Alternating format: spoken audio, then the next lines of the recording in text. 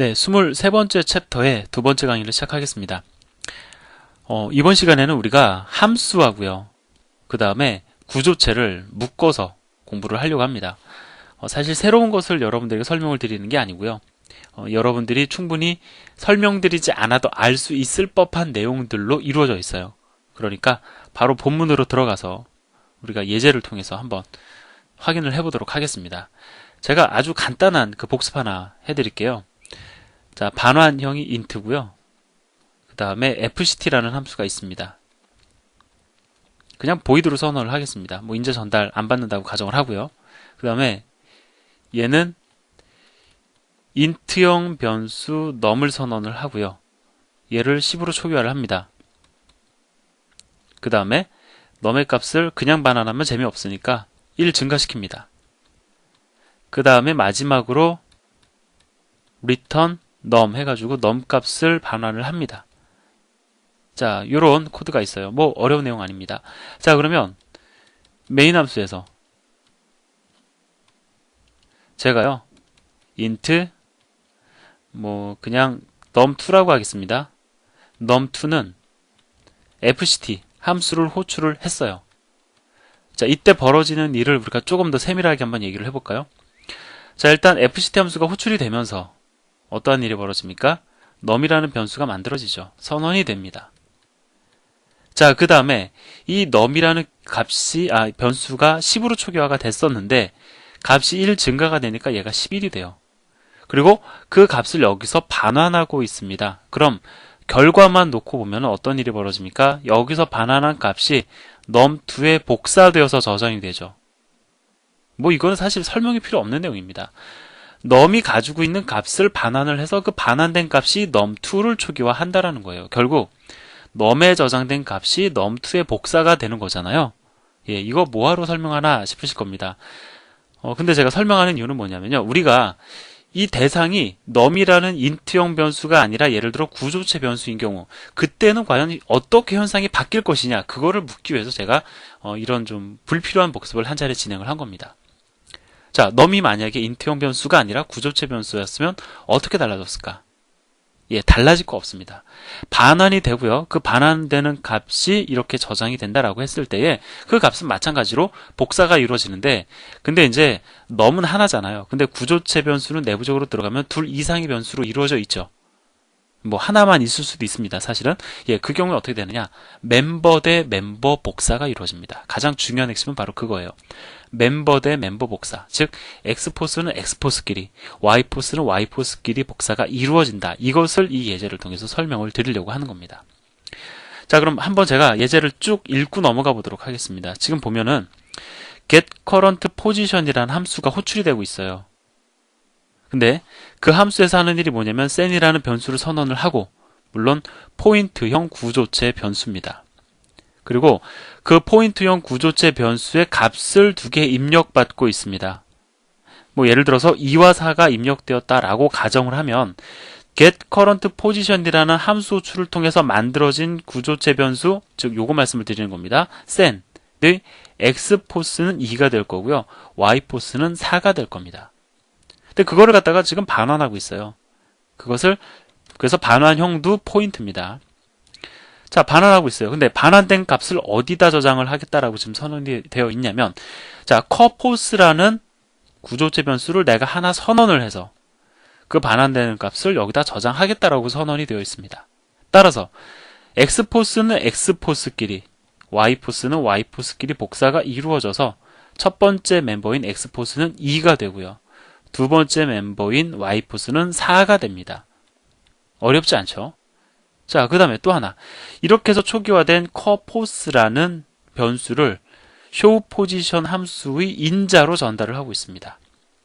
자, 인자로 전달된 변수가 포인트형 구조체 변수죠. 따라서 여기서 보이듯이 자, showPosition이라는 함수의 구조체 변수도 그 매개 변수도 포인트형 구조체 변수가 선언이 되었습니다. 그럼 이때 벌어지는 일이 뭘까요? 마찬가지입니다. 커포스라는 이 구조체 변수가 가지고 있는 값이 그대로 포스라는 매개 변수의 복사가 이루어져요. 복사가 이루어지는데 어떤 형태를 띠냐면 계속 말씀드리죠. 멤버 대 멤버 복사가 이루어져서 이때 선언되는 구조체 변수 포스의 x는 2가 될 것이고요. y는 4가 될 것입니다. x 포스는 2, y 포스는 4가 되겠죠. 그것을 출력 결과를 통해서 여러분들에게 보여드리고 있습니다. 솔직히 말씀을 드리면요. 제가 멤버 대 멤버 복사한다라고 말씀 안 드려도 이미 여러분들이 충분히 그것은 예측을 하실 수 있는 거고요. 예측이 안 되었다 할지라도 이 예제의 실행 결과를 통해서 여러분들이 충분히 파악할 수 있는 내용을 제가 별도로 말씀을 드린 겁니다. 제가 그 22번째 챕터 설명을 드리면서 어렵지 않을 겁니다. 계속 남아있는 내용들이 그리 어렵지 않을 겁니다. 라고 말씀을 드렸어요. 실제로 어렵지 않다는 것을 느끼고 계실 겁니다. 자, 이번에는 뭐라고 제목이 되어 있냐면은 배열까지도 통째로 복사가 이루어진다. 무슨 얘기냐면요. 이것도 자, 똑같아요. 앞에서 제가 지금 막 보여드렸던 것과 예제가 유사합니다. 자, read person info라는 함수 호출을 통해서 호출이 되면 man이라는 이름의 구조체 변수가 선언이 되고요. 그 구조체 변수를 꽉 채웁니다. 채우고 나서 그거 반환을 했어요. 그리고 그 반환되는 값을 갖다가 man에다가 저장하고 있습니다. 물론 지금 그 변수의 이름은 동일하지만 지역이 다르죠. 자, 따라서 read person info 함수에서 그 선언하고 초기화했던 구조체 변수에 저장된 값이 당연히 여기로 복사가 이루어지겠죠. 제가 지금 말씀드린 내용, 앞에서 말씀드린 내용 그대로 말씀을 드리는 겁니다. 다만 여기서 지금 뭘 얘기를 하고 있냐면요. 똑같아요. 그러니까 좀 더 말씀을 드리고 나서 말씀을 드리면 그 다음에 얘를 또 인자로 전달합니다. 자, 매개 변수가 당연히 펄슨형 구조체 변수죠. 따라서 이 경우에도 멤버 대 멤버 복사가 이루어집니다. 결과는 똑같아요. 근데 이거 왜 별도로 다시 말씀을 드리냐면요. 자, 앞에서 보여드렸던 예제와 달리, 앞에서 보여드렸던 구조체와 달리 펄슨형 구조체에는 멤버로 배열이 존재합니다. 이것이 바로 앞에서 보여드렸던 예제와의 유일한 차이점이에요. 즉, 구조체의 멤버로 배열이 존재할지라도 복사는 그대로 이루어진다는 겁니다. 여기서 반환할 때 복사 이루어지고요. 배열이 통째로 그냥 네임은 네임끼리 폰 넘은 폰 넘끼리 에이지는 에이지끼리 그대로 그냥 복사가 이루어진다는 겁니다. 인자 전달할 때 마찬가지예요. 얘가 가지고 있는 네임이 얘의 네임으로 복사가 이루어지고 얘가 가지고 있는 폰 넘이 얘의 폰 넘으로 복사가 이루어지고 에이지가 에이지로 복사가 이루어진다는 겁니다. 멤버 대 멤버로 복사가 이루어지는데 그 멤버가 배열이라 할지라도 차이가 없다는 것을 여러분들에게 별도로 말씀을 드리는 거예요. 근데 이게 사실 나름 의미가 있습니다. 어떤 의미가 있냐면요. 예전에 여러분들 처음 배열을 공부했을 때 우리가 배열을 통째로 함수의 인자로 전달할 수 있었습니까? 불가능했죠. 배열은 우리가 통째로 인자로 전달할 수 없었어요. 왜? 가장 큰 이유가 뭐냐면 이게 진짜 이제 복습인데 매개 변수 선언으로 배열이 올 수 있습니까? 없습니까? 못 와요. 배열은 매개 변수 선언으로 올 수 없었기 때문에 우리가 함수의 안으로 배열을 전달을 할 때 배열의 접근을 갖다 허용을 해주기 위해서 뭘 했냐면 주소값을 인자로 전달을 했었죠. 그런 방법을 통해서 배열을 전달을 했었습니다. 우리가 앞에서 배열을 인자로 전달을 하면 이라고 했지만 사실상 우리가 함수로 배열을 전달하는 방법은 지금까지 없었어요. 다만 배열의 주소값을 인자로 전달했을 뿐입니다. 그것은 반환의 경우도 마찬가지죠. 반환형으로 배열을 선언할 수가 없습니다. 길이가 5인 인트형 배열 선언할 수 없어요. 따라서 배열을 통째로 반환하는 방법도 없었습니다. 그런데 그 배열이요, 구조체 안으로 들어가니까 인자로 복사가 되어서 전달될 수도 있고 반환도 가능하더라라는 거예요. 그런 의미가 있습니다. 그래서 만약에 여러분이 우리가 이전에 알고 있었던 배열의 주소값을 인자로 전달하는 것이 못마땅하다. 나는 배열을 통째로 복사해가지고 함수 안으로 전달을 하고 싶다라고 하면은 그때 우리는 구조체를 정의할 것을 또 한번 고려해 볼 수 있습니다. 왜냐하면 구조체의 멤버로 배열이 존재하면 통째로 그것을 복사해서 인자로 전달할 수 있고 반환할 수 있기 때문입니다. 무슨 뜻인지 아시겠죠? 자, 따라서 이 예제에서 여러분들에게 말씀을 드리는 것은 구조체를 이루는 멤버가 배열이라 할지라도 멤버 대 멤버 복사가 이루어지고 그렇기 때문에 배열을 통째로가 아니고 통째로 인자로 전달을 하고 복사해서 전달을 하고 반환하는 경우에 우리는 그것이 꼭 필요한 경우에는 구조체의 정의도 고려해 볼 수 있다는 것을 우리가 뒤늦게나마 한번 좀 생각해 볼 수 있다는 것이죠. 자, 그 다음에 또 뭐 어려운 내용 아닙니다. 여기서 보면은요, 구조체 변수를 선언을 했습니다. 그 다음에 이 함수를 호출을 하면서 이 구조체의 주소값을 인자로 전달을 했어요. 그럼 우리가 이것만 보고도 우리 이제 짐작을 할 수 있습니다. 자, 이 함수 내에서 구조체 변수에 접근을 해가지고, 그러니까 구조체 변수의 멤버에 직접 접근해서 이 포스라는 구조체 변수에 저장된 값 변경 가능합니까? 불가능합니까? 가능하죠. 그걸 얘기하는 겁니다. 즉, 우리가 앞에서 공부했던 call by reference, 변수의 주소값을 전달하는 call by reference의 특성이 구조체 변수라 해서 별반 다르지 않다라는 거예요. 그럼 그림을 통해서 제가 조금만 더 설명을 드려볼까요? 자, 여기서 보면은 포스라는 이름의 구조체 변수를 선언을 합니다. 7과 마이너스 5로 초기화가 되겠죠. 근데 여기서 보니까 요 함수를 호출을 하면서 포스의 주소값을 전달을 했어요. 따라서 매개 변수로 선언된 ptr이라는 포인터는 구조체 변수 얘를 가리키게 되겠죠. 얘를 가리키게 됩니다. 자, 그러자 이 안에서 하는 일이 뭡니까? 이 ptr이 가지고 있는 주소값을 이용을 해서 ptr이 가리키는 구조체 변수의 멤버 x포스가 가지고 있는 값에다가 마이너스 1을 곱해가지고 얻어낸 그 연산 결과를 다시 ptr이 가리키는 구조체 변수의 멤버 x포스에 저장해라라는 거죠. 결론은 뭡니까? x포스에 저장된 값에 마이너스 1을 곱해서 그 얻은 결과를 저장하라. 부호를 바꾸라는 겁니다. 따라서 이 두 문장의 실행 결과를 통해서 얘는 어떻게 됩니까? 7은 마이너스 7이 될 거고요. 마이너스 5는 플러스 5가 되겠죠. 그것을 이 결과를 통해서 확인하고 있습니다. 자, 따라서 지금 실행 결과를 보면 마이너스 7과 5가 출력이 되는 것을 알 수가 있죠. 또 다시 한번 호출이 되고 있어요. 또 다시 함수를 호출하면서 포스의 주소값을 인자로 전달합니다. 그러니까 이번에는 부호가 다시 정상적으로 되돌아오겠죠. 그래서 출력을 해보면 실제로 7과 마이너스 5가 출력이 되는 걸 알 수가 있습니다. 자, 결론은 뭡니까?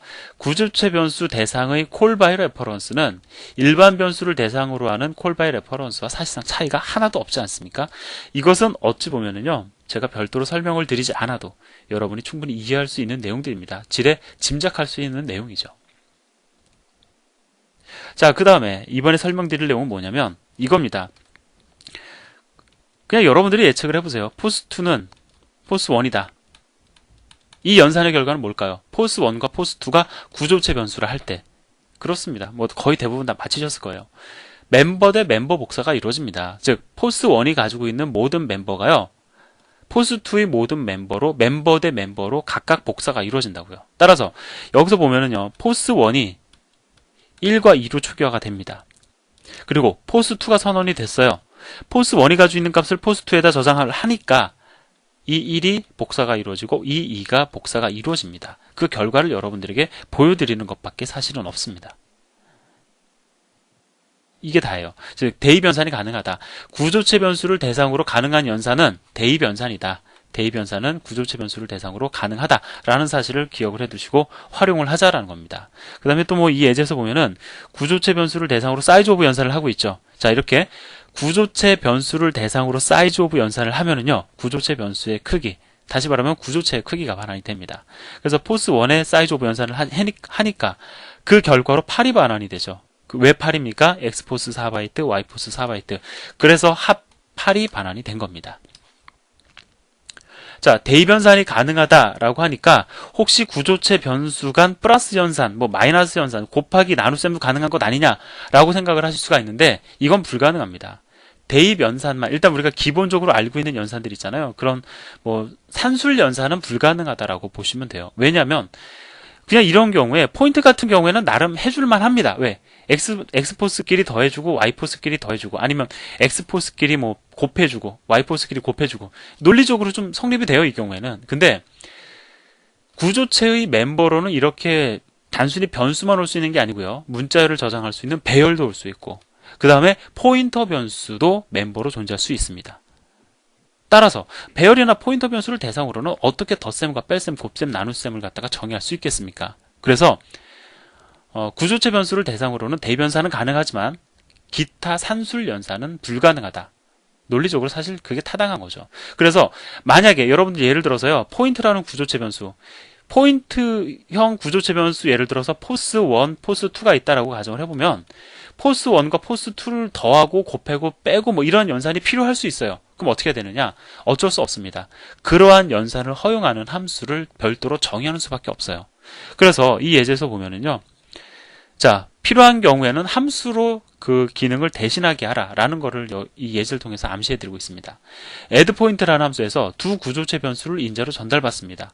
그래서 하는 일이 뭐냐면 두 구조체 변수의 x포스는 x포스끼리 y포스는 y포스끼리 더해서 그 결과를 대상으로 하는 변수를 하나 선언을 합니다. 즉 여기서 선언된 포스는 포스1 플러스 포스2의 결과를 담는 변수가 되는 거죠. 그리고 그 값을 반환하도록 함수가 정의가 되어 있습니다.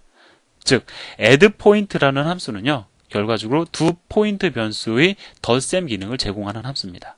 자, 그 다음에 minPoint 같은 경우는 두 구조체 변수의 간의 그 값의 차를 갖다가 대신할 수 있도록 정의된 그러한 함수입니다. 즉, 뭐 어려운 예제는 아닙니다. 여러분들 충분히 해석이 가능한 예제인데 중요한 건 그거예요. 여러분이 필요로 하는 어떤 연산이 있다라고 하면 기본적으로 구조체 변수를 대상으로 허용이 되는 연산이 제한되어 있으니까 그런 것을 여러분들이 이렇게 필요에 따라서 함수로 정의해서 해결을 하라는 것을 예제를 통해서 여러분들에게 말씀을 드리고 있습니다.